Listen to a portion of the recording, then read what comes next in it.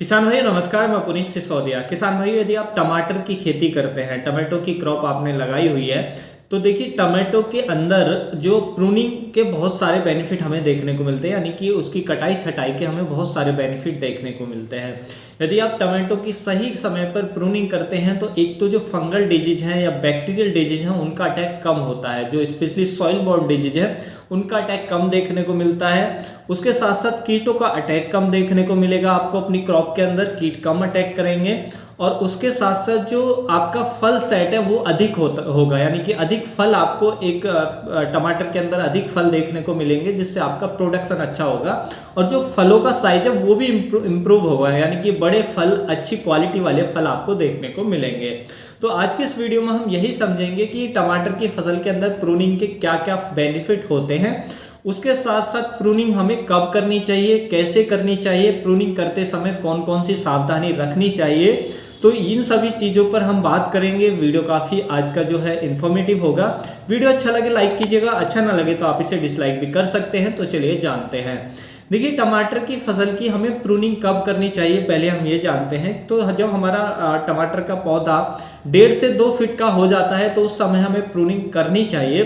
तो प्रूनिंग हमें क्यों करनी चाहिए, क्योंकि देखिए प्रूनिंग करने के हमें काफ़ी ज़्यादा बेनिफिट होते हैं। पहला बेनिफिट देखिए, यदि हम प्रूनिंग नहीं करते हैं तो आप हमारी क्रॉप देख सकते हैं टमाटर की, तो पौधा हमारा इस तरीके से झाड़ी नुमा दिखता है। और इस तरीके से जब पौधा झाड़ी नुमा दिखता है तो एक तो इसमें एरेशन क्रॉप के अंदर अच्छा नहीं होता है, सनलाइट पत्तियों तक अच्छे से नहीं पहुंच पाता है। तो एरेशन अच्छे से ना होने के कारण और सनलाइट प्रॉपर तरीके से प्रत्येक पत्ती तक ना पहुंचने के कारण जो फंगल डिजीज है उनका अटैक हमारे पौधे के अंदर बढ़ जाएगा।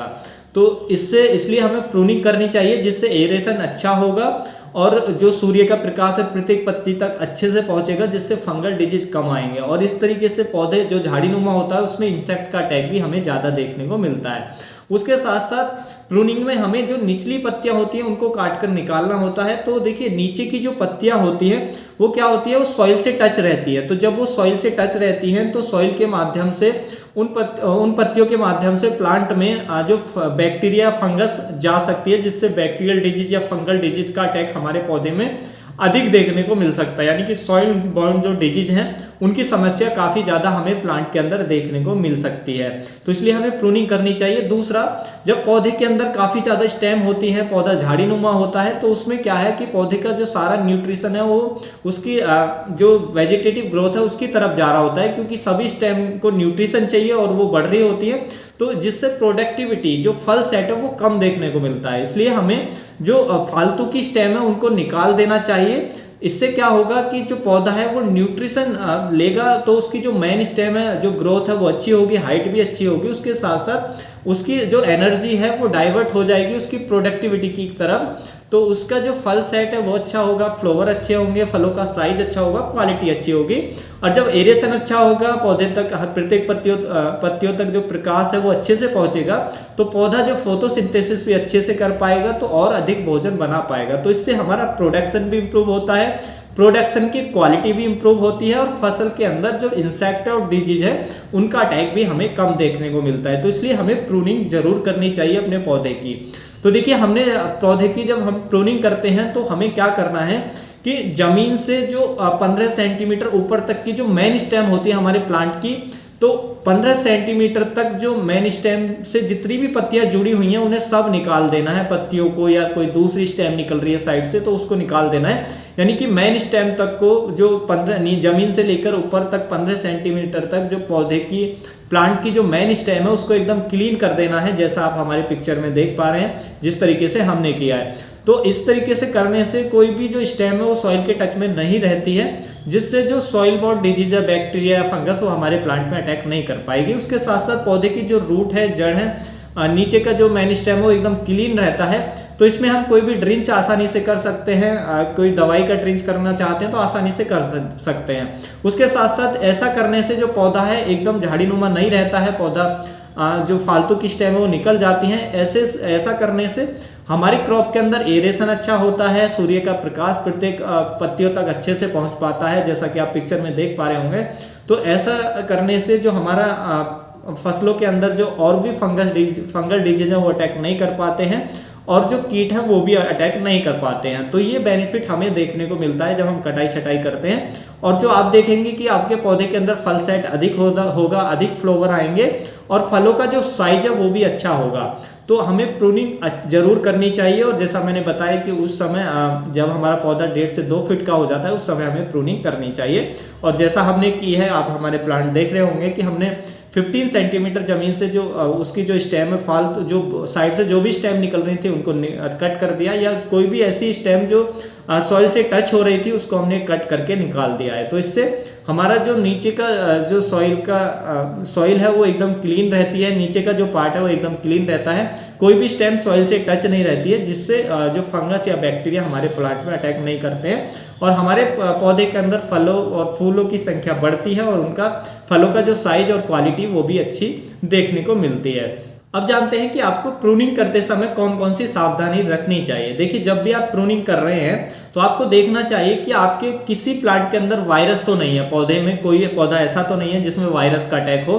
तो यदि किसी पौधे में वायरस का अटैक है तो पहले उस पौधे को निकाल दें जड़ से और बाहर खेत से फेंक दें और फिर अच्छे से साबुन से हाथ धोएं, उसके बाद आप प्रूनिंग करें। क्योंकि यदि आप मान लीजिए किसी पौधे में वायरस का अटैक है, आप किसी चाकू की सहायता से या किसी कैंची की सहायता से आप उसको कट करते हैं उसकी स्टेम को जिसमें वायरस है प्लांट में, तो जो वायरस है वो आपके चाकू के अंदर आ जाएगा, जो कैंची है सीजर के अंदर आ जाएगा।